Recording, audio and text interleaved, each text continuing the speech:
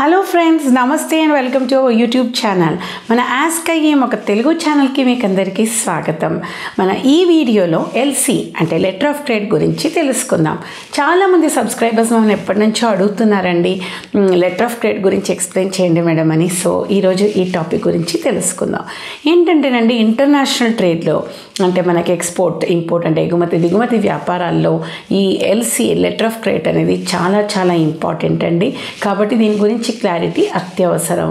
అంటే ఇది one of the main payment terms used in international trade. అంటే మనకు అంతర్రాష్ట్రీయ ఇదైతే వ్యాపారాల్లో ట్రేడ్ ఏదైతే జరుగుతుందో అందులో చాలా వరకు ఈ ఎల్సీని వాడుకుంటూ ఉంటారనమాట.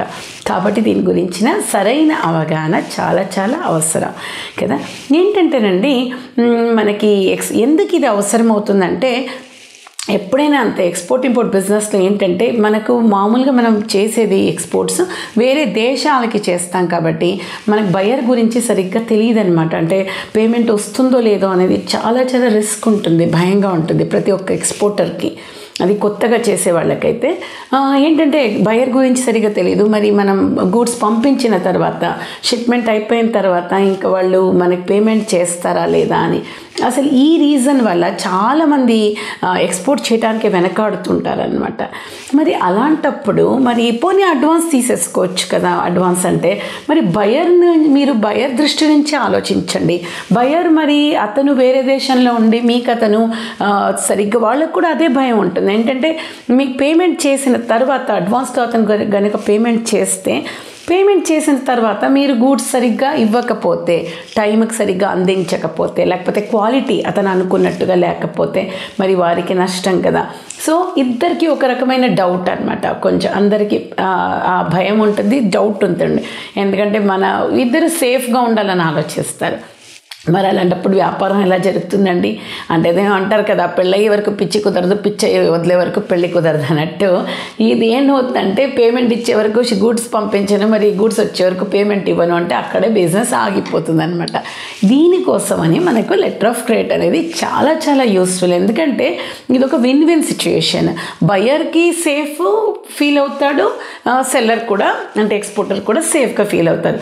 ఎలాగంటారో it's like a bank guarantee అనమాట. లెటర్ ఆఫ్ క్రెడిట్ అనేది ఒక బ్యాంక్ గ్యారంటీ లాగా.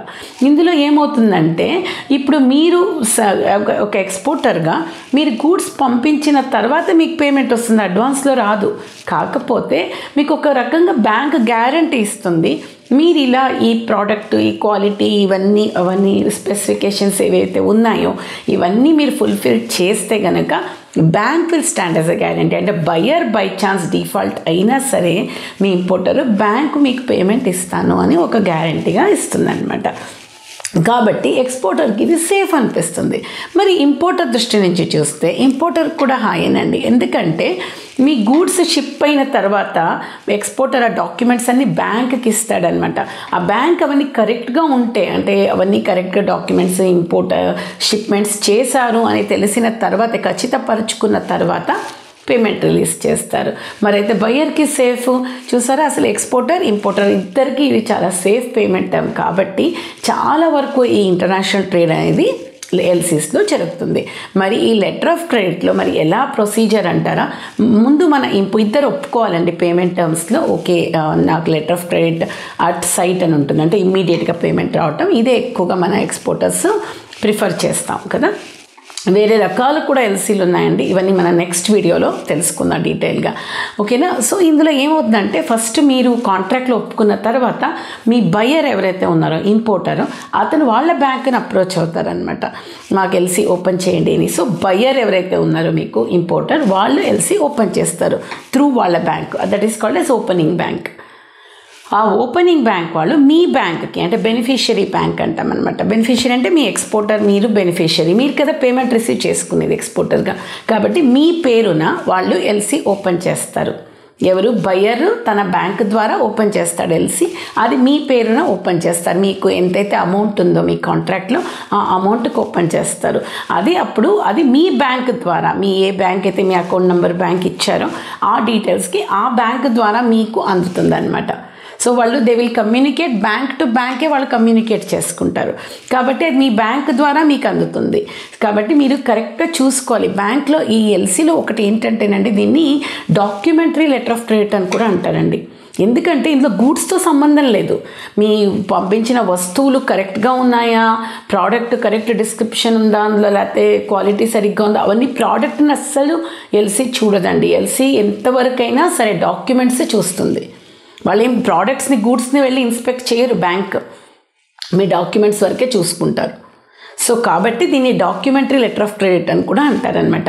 మరి ఈ ఎల్సీని ఎవరు యాక్చువల్లీ, అంటే అంతర్రాష్ట్రీయ మట్టంలో కదా, ఏ ఒక్క దేశంది కాదు, మరి ఎవరు దాన్ని ఈ ఎల్సీ అనే దాన్ని ఇంట్రడ్యూస్ చేశారు, దాని రూల్స్ రెగ్యులేషన్స్ ఎవరు చూస్తారు అవన్నీ అంటే ఐసీసీ అనండి, ఇంటర్నేషనల్ చేంబర్ ఆఫ్ కామర్స్. వాళ్ళ ద్వారా దీనికి సంబంధించిన రూల్స్ అన్నీ వాళ్ళే కోడిఫై చేశారనమాట.